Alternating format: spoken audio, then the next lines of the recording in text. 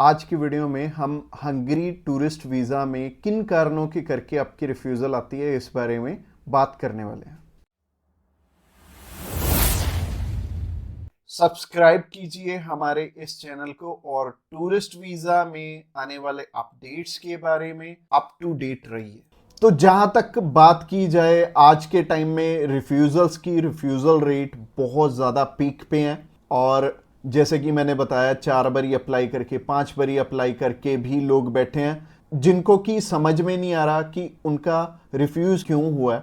तो सबसे बड़ी इसमें दिक्कत होती है रिक्वायरमेंट्स की। एक एम्बेसी की जो रिक्वायरमेंट है ना, वो ना तो आपको किसी साइट से मिलेगी और ना ही इसमें इलेबोरेट आपको एम्बेसी करेगी। चाहे उन्हें खुद फोन लगा लेना, चाहे आप वीएफएस को फोन लगा लेना, वो भी आपकी हेल्प नहीं करेंगे।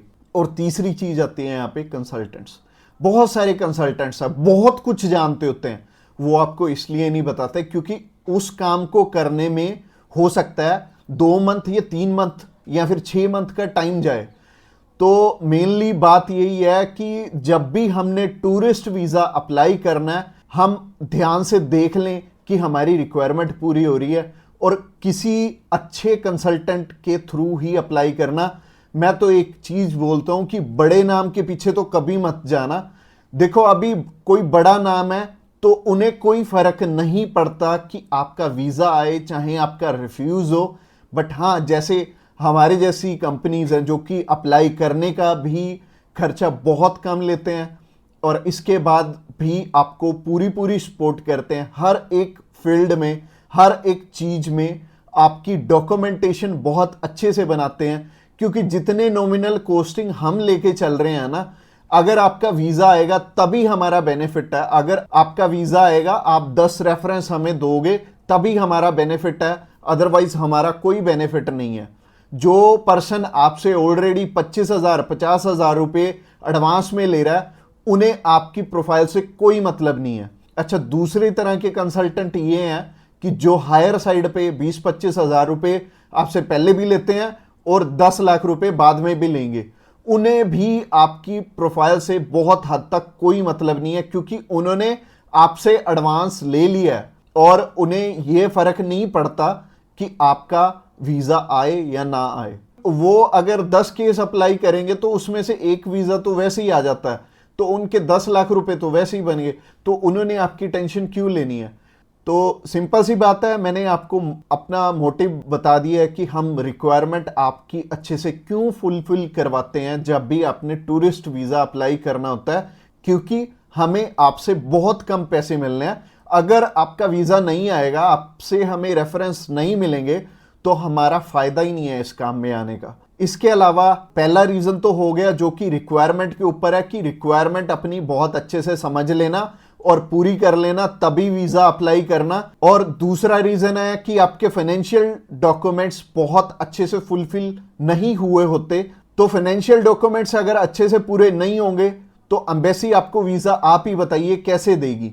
उन्हें एक प्रॉपर प्रोफाइल चाहिए, उन्हें ऐसी प्रोफाइल चाहिए कि स्टेप बाय स्टेप आपके सारे डॉक्यूमेंट्स आपस में मैच कर रहे होने चाहिए। जैसे कि आपका जो ऑक्यूपेशन है, वहां से आपकी कितनी मंथली इनकम आ रही है और क्या वो उसी प्रोफेशन से इनकम आ रही है आपकी, और आपके फाइनेंशियल्स आपस में मैच कर रहे होने चाहिए, तभी आपका वीजा लगेगा। तो अगर आपको नहीं पता है कि आपके फाइनेंशियल मैच कर रहे हैं या नहीं कर रहे, तो आप क्या कर सकते हैं? आप अभी हमें कॉल कर सकते हैं, आप जान सकते हैं कि आपके फाइनेंशियल अच्छे से मीट कैसे होंगे। और कॉल तो आप इस वीडियो के एंड में ही हमें करना, क्योंकि आगे जो रीजन है वो भी बहुत स्ट्रॉन्ग रीजन है कि आपका वीजा इन इन कारणों से भी हो सकता है। प्रोफाइल का तो मैंने आपको बता दिया कि आप हमें कॉल कर लेना। इसके अलावा जो तीसरा सबसे बड़ा रीजन है वो है कि आपके यहां पे इंडिया में टाई स्ट्रॉन्ग ना होने, यानी कि इंडिया में आपका कोई ऐसा रीजन नहीं है कि आप वापस लौट के आओ। जैसे कि मैरिड है अगर कोई, तो उनकी वाइफ उनका रीजन बनती है वापस आने का, और अगर कोई अनमैरिड है उसको थोड़ी सी प्रॉब्लम ही आती है। बट इसका भी सोल्यूशन है कि आप बेटर है, अगर आप 20-21 साल के हो, 22 साल के हो, तो बाहर जाने के लिए मैरिज तो करोगे नहीं, तो कर क्या सकते हो, आप अपनी मम्मी या फिर अपने पापा में से किसी एक जने को अपने साथ में अप्लाई करवा लो। इससे क्या होगा कि अगर मम्मी आपके साथ जा रही हैं, आपका नहीं है वापस आने का स्ट्रॉन्ग रीजन, बट उनका बन गया, तो उनके चक्कर में आपका भी वीजा आ जाने वाला है। तो आप कर कह सकते हो या फिर मम्मी या फिर पापा को अपने साथ में अप्लाई करवा लो, तो ज्यादा अच्छा रहेगा, आपका भी टाई स्ट्रॉन्ग हो जाएगा। तो तीसरा रीजन हो गया। रीजन नंबर 4 की तरफ बढ़ते हैं। और जो चौथा रीजन है वो ये रीजन है कि आप यहां पे घूमने के लिए जा रहे हो, आपका पर्पस मैटर करता है। जब आप कवरिंग लेटर बना रहे हो तो कवरिंग लेटर ये तो आपके हाथ में नहीं है, ये तो आपके कंसल्टेंट के हाथ में है कि आपका पर्पस बहुत ज्यादा स्ट्रांग होना चाहिए, तभी आपको एक कंट्री वीजा देगी। और वीजा उन्हीं को मिलेगा, लाखों लोग अप्लाई करते हैं जिनका की एक पर्पस होगा, जिनका एक कारण होगा बाहर जाने का।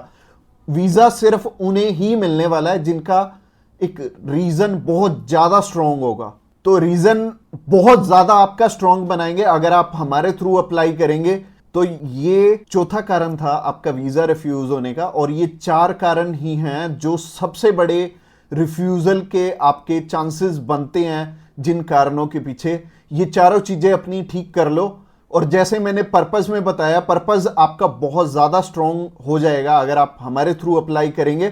तो अगर आप हमारे थ्रू अप्लाई करना चाहते हैं, आप जानकारी लेना चाहते हैं कि आपके रिक्वायरमेंट पूरी है, क्या आपके फैमिली टाइज स्ट्रांग है, तो आप अभी हमें कॉल करके पता कर सकते हैं कि क्या आपकी रिक्वायरमेंट अच्छे से पूरी है, क्या आपके फाइनेंशियल डॉक्यूमेंट जो कि सबसे ज्यादा इंपॉर्टेंट है आपस में मैच कर रहे हैं। इसके अलावा जो तीसरा कारण था वो था आपके फैमिली टाइज कितने स्ट्रांग है। इसके अलावा चौथा कारण है कि आपका पर्पस हम कितना स्ट्रांगली लगाएंगे। इसके ऊपर आपका वीजा डिपेंड करेगा। और वीजा चाहे आप फर्स्ट टाइम अप्लाई कर रहे हो, चाहे ऑलरेडी आपके एक रिफ्यूजल है, 2 है, 3 है, 4 है, जितनी मर्जी आपकी रिफ्यूजल्स हैं, मैटर नहीं करती। हमारे पास बहुत सारे लोग आते हैं, एक पर्सन का हमने अप्लाई करके दिया था और उनका टोटल 12 बार रिफ्यूज था, 13th टाइम उनका वीजा आया था। और मोस्टली लोग 1 बारी, 2 बारी, 3 बारी, तो बहुत सारे लोग रिफ्यूज होते हैं। कई लोग तो 4-4, 5-5, 6-6 बार रिफ्यूज होते हैं। इवन उन्हें ये नहीं पता लगता कि हम करें तो करें क्या। वीजा तो हमें लेना है, और लेना भी बिल्कुल सही मायने में है, एक्स्ट्रा पैसे देके नहीं लेना, एक बिल्कुल नॉमिनल चार्जेस में ही अप्लाई करवाना है किसी से। तो उस कारण में वो ट्रैवल हिस्ट्री वाली साइड भी जाते हैं। तो ट्रैवल हिस्ट्री वाली साइड मैं तो बिल्कुल नहीं बोलूँगा कि आपको ट्रैवल हिस्ट्री बनानी चाहिए, क्योंकि इस टाइम एयर टिकट्स ही इतनी महंगी हैं कि अगर आप एक कंट्री में भी ट्रैवल करते हैं तो आपका 70 से 80 हज़ार रुपये लग जाते हैं। इसके अलावा अगर आप 3-4 कंट्रीज में ट्रैवल कर लिए तो आपके 3-4 लाख रुपए खराब हो जाने वाले हैं। और जैसे कि मैंने आपको पर्पस वाली वीडियो में बताया था, 15 से 16 हज़ार रुपये में आप हमारे थ्रू अप्लाई कर लेंगे और आप कम से कम 3 लाख रुपए में अपना 20 बारी अप्लाई कर पाओगे। तो ट्रैवल हिस्ट्री पे बिल्कुल भी पैसे मत लगाना। इसके अलावा अगर आप हमें अभी कॉल करना चाहते हो, कॉल कर सकते हो नीचे दिए गए नंबर पे। और इसके अलावा आप हमें व्हाट्सएप पे भी मैसेज कर सकते हो। व्हाट्सएप पे मैसेज करने के लिए डिस्क्रिप्शन बॉक्स में लिंक है, उस लिंक पे क्लिक करते ही आप हमें मैसेज सेंड कर पाएंगे और हम भी आपकी inquiry as soon as possible हम लेने वाले हैं।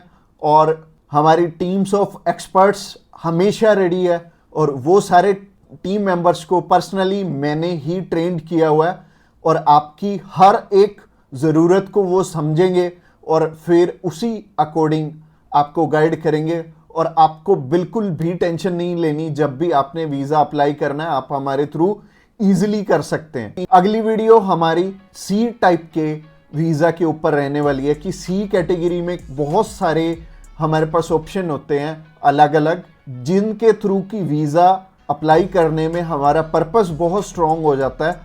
तो सी टाइप में जैसे कि बिजनेस वीज़ा हो गया, स्पोर्ट्स वीज़ा हो गया, कल्चर वीज़ा हो गया, मेडिकल वीज़ा हो गया, तो ये सारे वीज़ा के बारे में हम बात करने वाले हैं, जो कि हमारी नेक्स्ट वीडियो रहने वाली है।